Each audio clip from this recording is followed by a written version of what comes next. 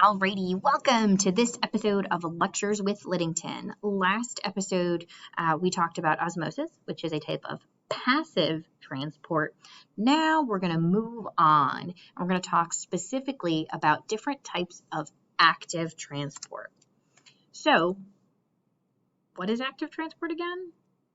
Yeah, active transport requires energy for whatever reason. The thing we're trying to get across that cell membrane isn't able to move very easily. So it's going to take energy in order to get that across. So there are a few reasons that it may need an active transport process. So one of them is size. So large molecules are going to need some help. Think about if you're moving your couch in your house. It's going to take a lot of energy. If you're just picking up your Xbox controller, it doesn't take a lot of energy. But something really large is going to require a lot of energy. Another thing is charge. Anytime you have a charge on a molecule, positive, negative, doesn't matter. Something that has a charge on it, once it tries to get into the cell membrane, in the middle, remember, that section is nonpolar.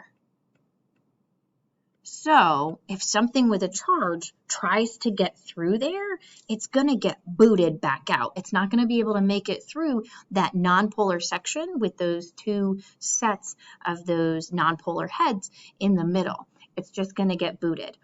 So if it's too large, if it's charged, it's going to require energy. And then the other scenario where we're going to need energy is if we want to move things against the concentration gradient. So what this means is if we're trying to move something from an area where it's low to an area where it's high concentration. Naturally, molecules want their space. They move from high concentration to low concentration. They want to spread out. But sometimes you still need stuff inside the cell, generally is the direction that this works. But if you need something in the cell, but it's kind of low in the environment, you're going to need an active energy process, an active transport process in order to get that stuff into where it's already higher. So that's going to require energy. So like there were 3 types of passive transport, there are also 3 types of active transport. They are protein pumps, exocytosis, and endocytosis. Exocytosis and endocytosis, these are basically the same thing. It's just directionality that's different. So in either case, we use a vesicle to move something in or out of the cell. Now, if we are talking about exocytosis, exo meaning exit, so this means it's going out of the cell.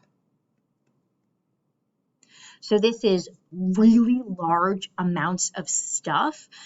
This is how it gets rid of old, unusable organelles. Just how you might have a microwave that goes dead, right? The microwave no longer works and you got to get rid of it.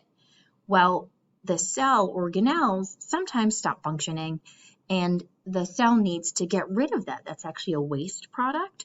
So it will wrap it up in a vesicle, send it out to the edge of that cell membrane. It will fuse with that cell membrane and then it will let all of the stuff out into the space outside of the cell.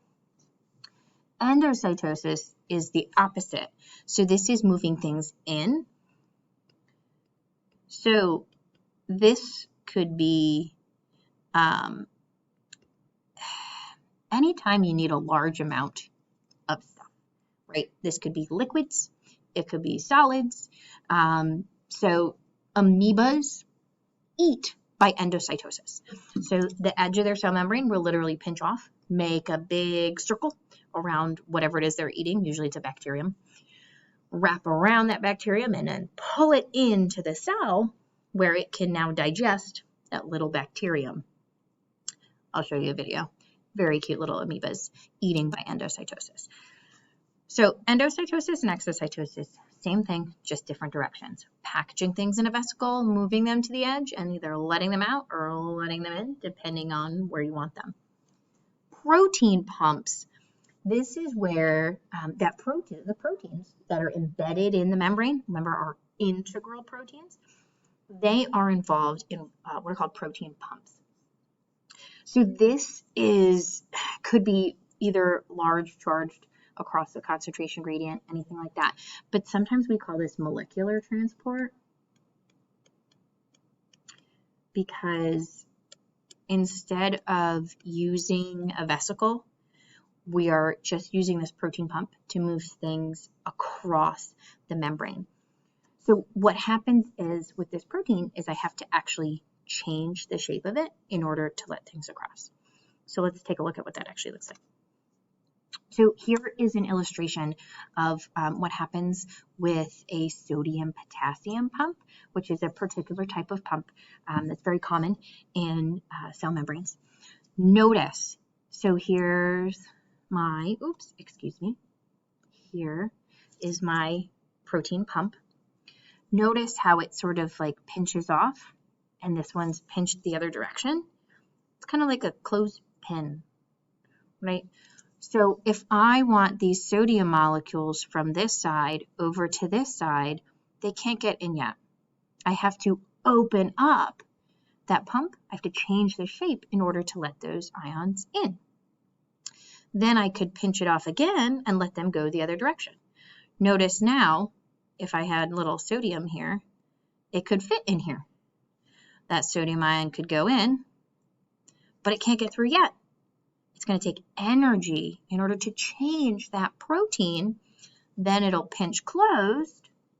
Then it will allow those sodium ions out. So protein pump, similar to a protein channel in the sense that it is a protein that is integrated into the cell membrane, allowing something through, but it requires energy in order to change the shape, therefore allowing something across. Think of it like a door. The door is shut in this case. I have to open up the door in order to go through it. That's a good analogy for a protein pump. All right, here's a little diagram of our vesicle transport processes, exo and endocytosis. Notice up here we're going in first. Endocytosis is in. So here's the material that the cell wants inside. So we have the cell membrane pinching off, and it is slowly engulfing that material that it wants inside until it gets to the point where it pinches off and it's all neatly packaged into that vesicle, and that vesicle will go wherever it needs to go in order to get the cell what it needs. Exocytosis, opposite. Here's my vesicle, here's my damaged, broken down organelles or my waste products, whatever it might be. It moves, comes together with that cell membrane. The cell membrane opens up, therefore releasing all those materials out into the space outside of that cell. I've now gotten rid of all that stuff that I just don't want in my cell anymore. But look at that. I needed a vesicle. That took a lot of energy to do.